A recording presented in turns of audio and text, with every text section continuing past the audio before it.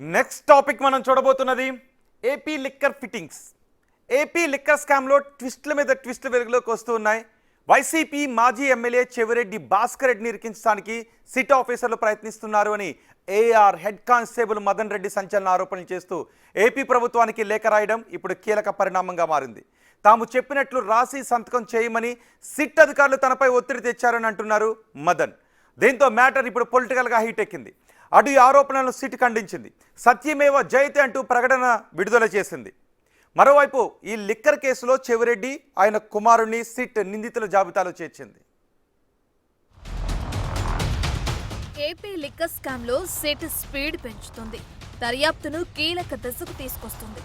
ఇదే సమయంలో ఓ కీలక పరిణామం జరిగింది. లిక్కర్ స్కామ్లో వైసీపీ మాజీ ఎమ్మెల్యే చెవిరెడ్డి భాస్కర్ రెడ్డిని ఇరికించేందుకు సిట్ అధికారులు యత్నిస్తున్నారని AR head constable Madan Reddy సంచలన ఆరోపణలు చేస్తూ ఏపీ ప్రభుత్వానికి లేఖ రాశారు. లిక్కర్ స్కామ్ కేసులో తాము చెప్పినట్లు రాసి సంతకం చేయాలని సిట్ అధికారులు తనపై ఒత్తిడి తెచ్చారంటూ CM Chandrababu, deputy CM Pawan Kalyan, BJP Harish Kumar గుప్తాకి లేఖ రాశాడు మదన్ రెడ్డి. విచారణకు యూనిఫామ్ లో వెళ్లినందుకు తిట్టారని, చెవిరెడ్డికి లిక్కర్ కేసులో సంబంధం ఉందని చెప్పమన్నారన్నారు. తప్పుడు స్టేట్మెంట్ ఇవ్వనందుకు తనపై సిట్ అధికారులు దాడులు చేశారని ఆరోపించారు. అటు ఈ చర్యను చెవిరెడ్డి మోహిత్ రెడ్డి ఖండించారు. టైం వచ్చినప్పుడు బదులిస్తామని వార్నింగ్ ఇచ్చారు. భయపెట్టాలు, మీ కేసులకి మీ అరెస్టులకి భయపడే వాళ్ళం కాదని కూడా ఇక్కడ తెలియజేస్తున్నాను. దీని మీద కూడా తీవ్రంగా మేము కోర్టుకు కూడా పోవడం జరిగింది. ఆ మదన్ అనే అతన్ని కొట్టిన తర్వాత అతను హాస్పిటల్లో కూడా గత 1 వీక్గా హాస్పిటల్లో ఉన్నాడు. దానికి ఎవిడెన్స్ కూడా రికార్డులు కూడా హాస్పిటల్ దగ్గర కూడా ఉన్నాయి. ఈ విధంగా మీరు బాధ పెట్టారు.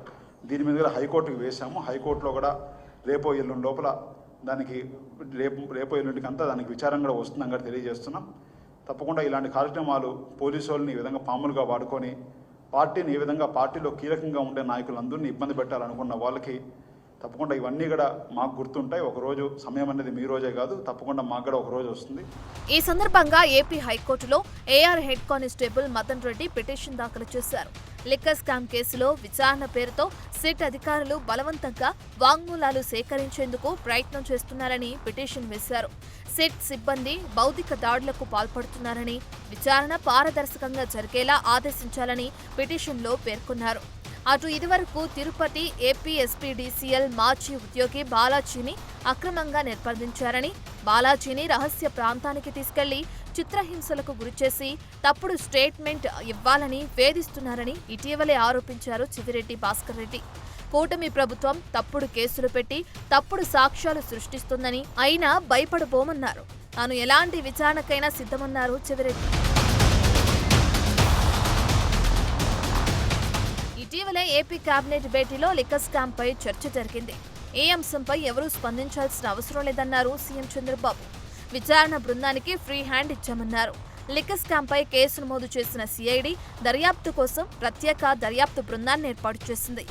కొన్ని రోజుల కిందట ఈ కేసులో మాజీ సీఎం జగన్ కు సన్నిహితులైన కృష్ణమోహన్ రెడ్డి, ధనుంజయ రెడ్డిలను అరెస్టు చేశారు.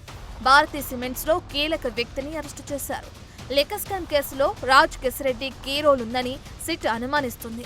ఈ కేసులో ఎవరెవరికి లింక్ ఉందో మొత్తం కూపీ లాగుతున్నారు. మరోవైపు ఇదే కేసులో చెవిరెడ్డి భాస్కర్ రెడ్డిపై లుకౌట్ సర్క్యులర్ జారీ అయింది.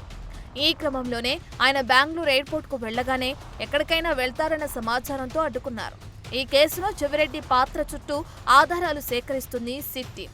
చెవిరెడ్డిపై ఫోక్సో కేసు, ఎన్నికల కోడ్ ఉల్లంఘన కేసుల్లో ఇదివరకే పోలీసులు నోటీసులు జారీ చేశారు. ఇప్పుడు లిక్కర్ కేసు కూడా క్రమంగా బిగుసుకుంటుంది. చెవిరెడ్డి గన్మ్యాన్ మదన్ ఆరోపణలపై సిట్ తీవ్రంగా స్పందించింది. సత్యమేవ జయతే అంటూ కీలక ప్రకటన విడుదల చేసింది. విచారణలో మదన్ ను కొట్టామనేది అవాస్తవమన్న సిట్, లిక్కర్ కేసుతో చెవిరెడ్డికి సంబంధం ఉందని చెప్పమన్నారన్నది కూడా అవాస్తవమని చెప్పింది. కేసిరెడ్డి నుంచి చెవిరెడ్డి భాస్కర్ రెడ్డికి ముడుపులన్నాయని, లిక్కర్ ద్వారా వచ్చిన డబ్బును ఎన్నికల్లో పంచారని సిట్ స్పష్టం చేసింది. ఈ కేసుకు సంబంధించి పూర్తి సమాచారం మా ప్రతినిధి శివ అందిస్తారు. శివ, ఇప్పటికే ఈ కేసులో చెవిరెడ్డిని ఆయన కుమారుణ్ణి నిందితుల జాబితాలో చేర్చింది సిట్. మరోవైపు మదన్ రెడ్డి అంటాడు, నన్ను కొట్టి చెవిరెడ్డి పేరు చెప్పిస్తోంది సిట్ అని మదన్ రెడ్డి అంటున్నాడు. సత్యమేవ జయతే, నిజాలు తెలుస్తాయని సిట్ అంటుంది. అసలు ఏం జరగబోతోంది ఈ కేసులో, ఏం జరుగుతోంది? రోహిత్, మొత్తం మీద చూసుకుంటే మద్యం కుంభకోణం వ్యవహారానికి సంబంధించి కూడా పోలీసులు ఈరోజు ఆసక్తికరమైన పరిణామం వెలుగులో చూసింది. ఒకే రోజు ఒకే కేసుకు సంబంధించి 2 ఆసక్తికరమైన పరిణామాలు. ఒకటి, తనని కస్టడీకి విచారణ పేరుతో కూడా చిత్రహింసలు గురి చేసి చెవిరెడ్డి భాస్కర్ రెడ్డి పేరు చెప్పాలి, ఆయన 250 నుంచి 300 కోట్ల రూపాయల అక్రమాలకు పాల్పడ్డారని చెప్పాలని చెప్పి ఒత్తిడి చేసి చిత్రహింసలకు గురి చేశారని చెప్పి కూడా ఆయన డీజీపీ సీఎం చంద్రబాబుకి, అలాగే లేటర్ ఆయనతో పాటు హైకోర్టులో ఒక పిటిషన్ కూడా దాఖలు చేశారు. పిటిషన్ రేపు విచారణ జరగబోతుంది. ఇక రెండో వైపు ఈ కేసుకు సంబంధించి చెవిరెడ్డి భాస్కర్ రెడ్డి, ఆయన కుమారుడు మోహిత్ రెడ్డితో పాటు ఆయన అనుచరుల పాత్ర ఉందని చెప్పి సిట్ అధికారులు కొద్దిసేపు క్రితమే విజయవాడ ఏసీబీ న్యాయస్థానంలో మెమో దాఖలు చేశారు. ఇప్పటివరకు 33 మంది నిందితులున్న ఈ జాబితా 39కి చేరింది.